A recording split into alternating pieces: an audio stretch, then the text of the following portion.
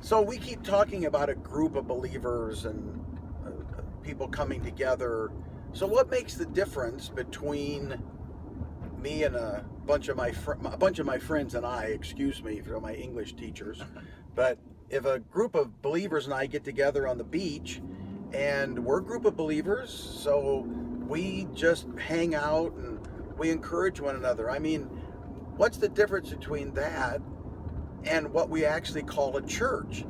Because some believers, again, would say, okay, I want to get together with other believers. I want to get together for fellowship, but I don't want that church business. I don't want to have to go to church. I don't want to have to do all those things. It seems like there's a big difference between just a group of believers meeting together and a local church. So what are some of the things that distinguish just a group of believers meeting together in a home or on the beach or at a pool and a local church? Well, I mean, Scripture speaks about worship being done decently and in order. And I think in the same way, when we meet even today, it should be done in such a way to glorify God to the utmost. And there is a difference.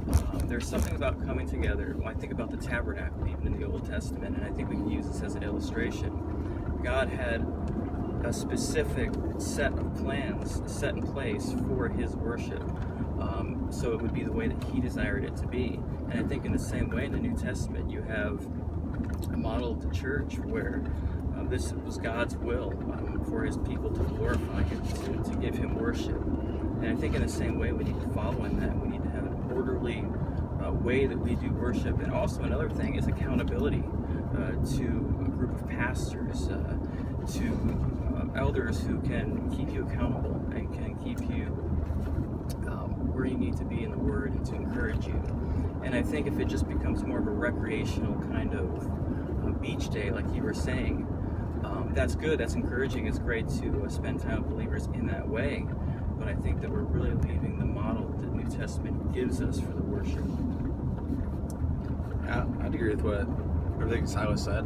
Every church, as we read and see the development of the church, we see that God gave both pastors and deacons to help establish order, establish structure, and give leadership inside the church. We also see the church is responsible for partaking in communion and distributing communion with one another. And that's a ministry that's to be done inside the local church, remembering what Christ did for the church, as well as even baptism. That was a ministry done where people were baptized and then brought into the number of a church.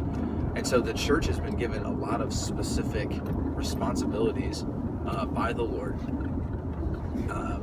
And it is an established body that he has built, and it is the working of what he's doing.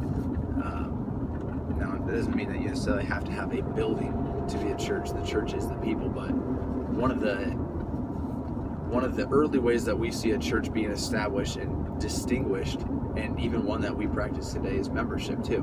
We have believers gathering together over a common set of beliefs and covenanting with one another to remain faithful to the Lord and to encourage others to do the same, to regularly gather together to worship the Lord and give him praise.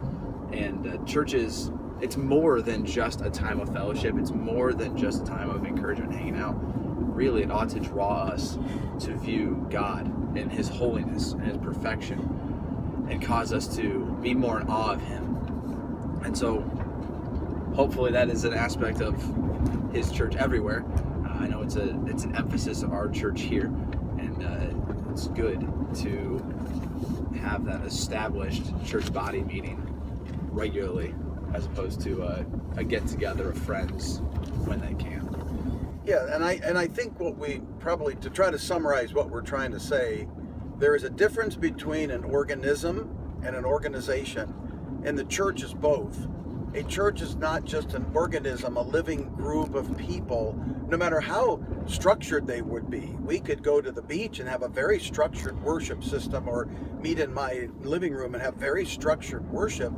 But without the organization of the local church in pastors and deacons and members having a set body of believers, then that's what I think distinguishes the local church from just a group of believers meeting together. It's the organizational aspect, and sometimes that's been missed. Sometimes we have overlooked the fact that God is not just trying to get a bunch of believers together, but he's really establishing organizations centered around himself and his son, organized around leadership in pastors and deacons, and then members who come together to reach out with the gospel of Christ into the world and certainly into their community.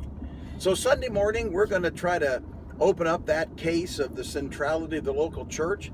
We're going to seek to put an emphasis on what God is doing in the world today as he builds his church around the world.